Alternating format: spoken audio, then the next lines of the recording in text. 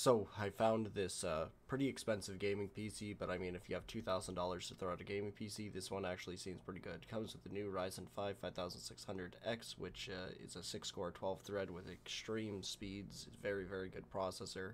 And it comes with the AMD RX 6800 regular, which is 16 gigabytes of VRAM, which is massive. This graphics card outperforms my 2070 Super by quite a lot. Comes with a 650 gold PSU and built-in Wi-Fi, and then Windows 10. So it has 1 terabyte M2 SSD and a NVMe, so it's pretty much as fast as they get. It does have an ASRock motherboard, which is not the best. It does have AMD Crossfire. The only thing I'm not liking about the picture is if you look at the motherboard there, it looks like it lights up. It does not. It definitely is just a really bad Photoshop they did to try to make it look like look where the purple is on the fan and look where the purple is there. Like, it wouldn't be there. I don't know, just really bad edit. The graphics card, they also make it look like it has a light up screen and whatnot, but you can't go by the pictures that they show because they always try to make it look better. I will have to give it to them, at least they didn't edit out the wires or leave the wires unplugged. So that's probably what the cable management's going to look like. It's not the best. There's probably a better way to go about doing it, but it is what it is. So the case itself, airflow should be pretty good with that mesh front end. Airflow shouldn't be a problem. Decently high feet, so your PSU should get some cool air.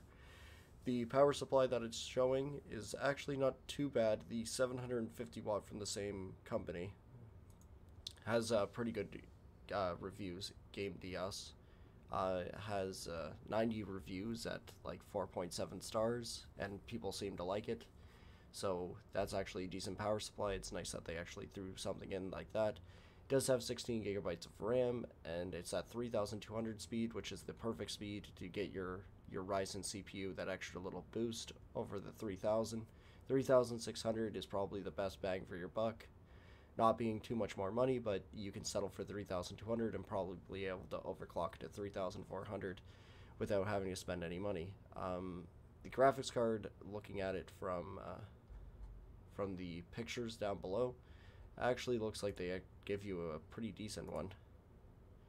Radeon, it looks like it's RGB at least, or maybe it just lights up red. Yeah, this guy's got the stock AMD cooler that lights up. That's interesting. I wonder if he added that himself, because it looks like they give you a crappy aftermarket one. Because that does not look like the stock Ryzen to me at all. Doesn't have the AMD written on it. I hope to God that's not the CPU cooler they give you, because that's absolute garbage. I would much rather the stock Ryzen, and then better yet, the light up RGB one for the Ryzen 7s would be even better. But for $1,900, it's actually really good. It would beat my PC. I paid more for my PC, and this would beat it. So I would definitely say that this one's pretty good.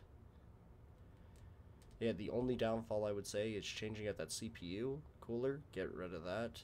The parts that it comes with are fantastic. You'd be able to get like 200 FPS in a lot of games, like Call of Duty Warzone on low settings, 1920 by 1080 should be able to hold 200 FPS. Mine's about 144. So this graphics card being better should be able to hold you above 200, and then playing like team deathmatch and stuff, it should be 240. Games like Fortnite should run at 240 FPS, no problem with the with this setup without having to do any upgrades. I would probably switch over to a liquid cooler. It looks like there's enough room for a pretty large, thick rad up there. You might just have to push that cord down. But yeah, I would say that this one, if you have the money, is actually a pretty decently priced PC even for today's time.